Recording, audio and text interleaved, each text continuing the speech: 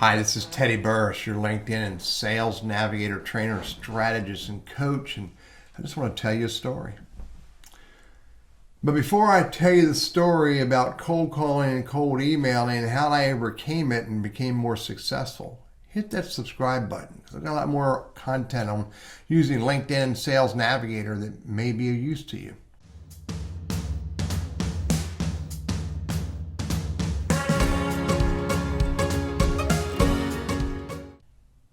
I remember back in 2005, I took my very first sales job selling IT solutions.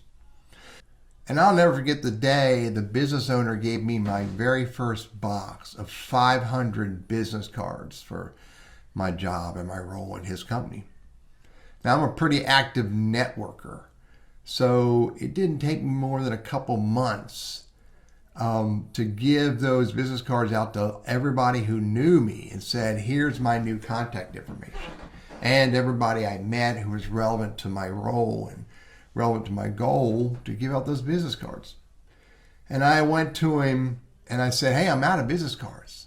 I thought he was going to pee his pants. He was so excited that I'd give him them away so quickly. Within a week, he'd give me another 1,000. And told me, keep giving these to people you meet along the way. You never know. Somebody may have a need for what we do. I thought about throwing them away just so I can get rid of them quicker, just so I can see his face light up again. But I didn't do that.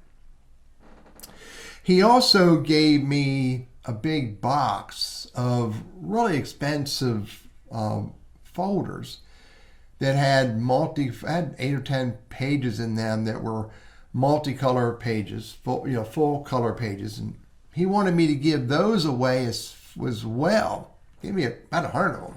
I knew they were not cheap. He didn't give me any criteria. He just said start giving them out. I decided that I thought they were important enough that I would only give them to people that I met who were relevant to the business. Maybe the prospects I'm meeting or the people who work for the companies that we potentially wanted to do business with. He wanted me to give them away faster, and I just didn't see the value in doing that, and I didn't. And I also remember that he wanted me to cold call as often as I could. He actually paid for a list of companies and people that were in lots of different industries who worked in the areas that we were doing business. And he said, just keep calling. You never know. You're going to find somebody eventually. Now, I know the stats of cold calling. 1 or 2% at best, maybe 3 or 4% if you're working really, really hard and targeting the right people may turn into a business conversation, may eventually lead to business. But that just seemed like such a low return for me. I knew I needed to find a better way to do it. Now, in time, I started learning LinkedIn. And in time, I started developing what I referred to as targeted referral processor. And get my network to introduce me to the people that I thought I wanted to do business with. That, again, in time, started really paying off much better dividends. I didn't do that early on in this job. I also remember that there was an account that he wanted to do business with. I think he really wanted to take this account away from a competitor. But I didn't have any connections there. Didn't have any way to get introduced to this guy. So he told me to cold call, cold email over and over and over again. Every week, I remember having conversations with this business owner saying, hey, did you schedule a meeting with them yet? No, I haven't got through. Call them again. Email them again. At one point, he even had me go down and knock on the door of their building. And the person on the other end of the receptionist phone told me that they don't accept visitors. So I never got through to this guy. But yet every week for 6 or 8 months easily, he told me to cold call again, email him again. I never got through. Now fast forward, 6 or 8, 7 years later, I've been out of this company for a couple years, and I'm at a bourbon tasting event. in downtown Winston-Salem, North Carolina. And I see a gentleman in the building with me whose name is the name of the guy I was trying to get in touch with. So with bourbon in hand, I walked up to him and said, "Are you," let's call him Adam. He goes, "Yeah."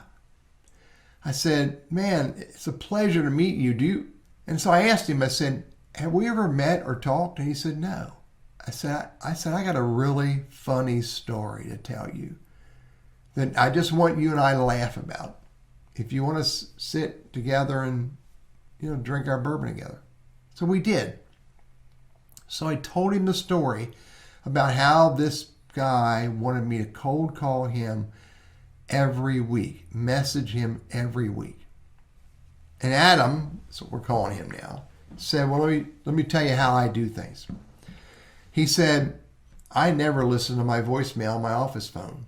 The people who know me, who I want to engage with, they have my cell phone number, or they have the phone number to my team." He said, furthermore, he said, "I never listen to voicemail messages. I just go in there and I just delete them." He says, "I hate doing it because it's overwhelming because everybody leaves voicemail messages.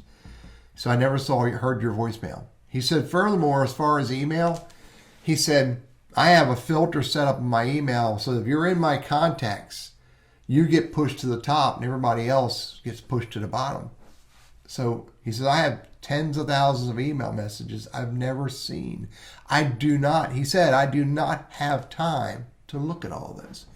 He said, furthermore, "The people who know me can text me instead of emailing me.